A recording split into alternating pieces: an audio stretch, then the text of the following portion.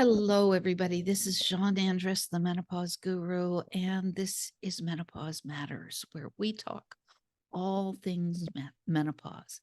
And today I'm talking with Sharon Ann Rose, and we're talking about ritual and transitions through various stages and how ritual and celebrations can magnify that. Sharon is supports female leaders moving through big life transitions like midlife and menopause to restore their vital energy and build their lasting legacy. She offers wisdom and guidance to attune to one's body and nervous system so that you can realign with a more sincere approach to your business, lifestyle, and relationships, speaking from the wise woman within. Sharon, it's so good to have you here today. I'm really excited to talk with you about this topic. And let's just jump right in. Ritual, why ritual, and why do we need something that maybe feels a little outdated or mystical?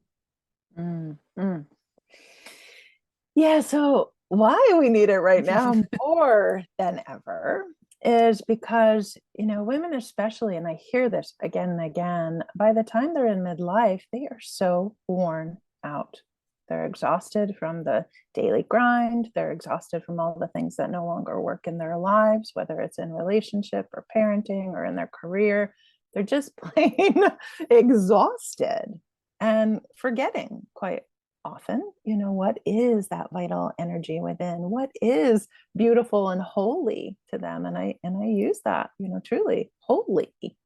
What Mhm. is, sacred about who they are and about their life and their, everything they've built up till now, and how can they, do something to remember that for themselves every single day. And then when we as women are remembering that, we're just exuding it to the world and literally changing the fabric of our culture, which so deeply needs to remember, what is that sacred, still beautiful expression of what is holy inside of each of us. So let me just ask you a question based on what you just said, because I heard something that maybe I heard a little different way.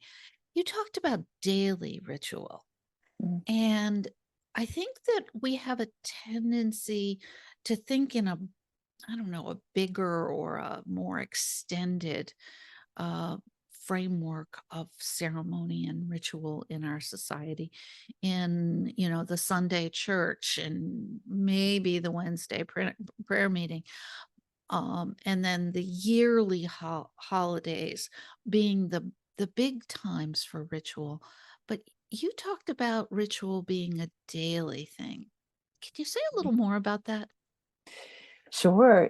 So when I awake in the morning, still lying in bed, I put my hands on my heart. And, there's different sort of prayers, poems, but also just this deep intimacy that I'm talking with my body. And I'm saying, Mm, thank you. Thank you. yeah. Like holy form. Thank you for everything that's inside of it.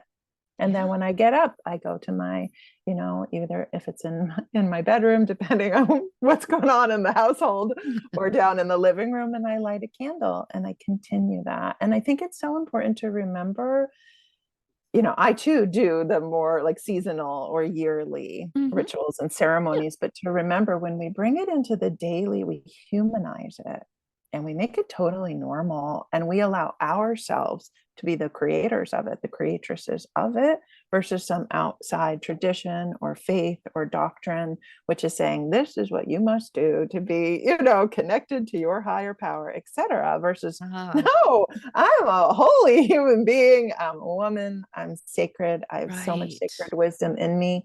And what are the simplest things I can do each day? So simple. They're ordinary. They become Hmm. ordinary. Hmm. That reminds me of this. And then that changes the playing field like nobody's business.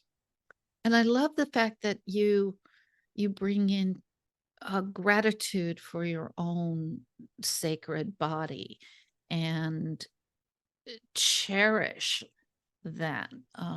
recently I've been working with a few women on weight loss, and it we start from a place where we just resent our bodies or hate our bodies, or we dislike what's happening to our bodies at this time of our lives, because there's so many changes going on that we forget that this is still this holy vessel of us, that we are our bodies as much as we are our minds, our emotions, our spirits.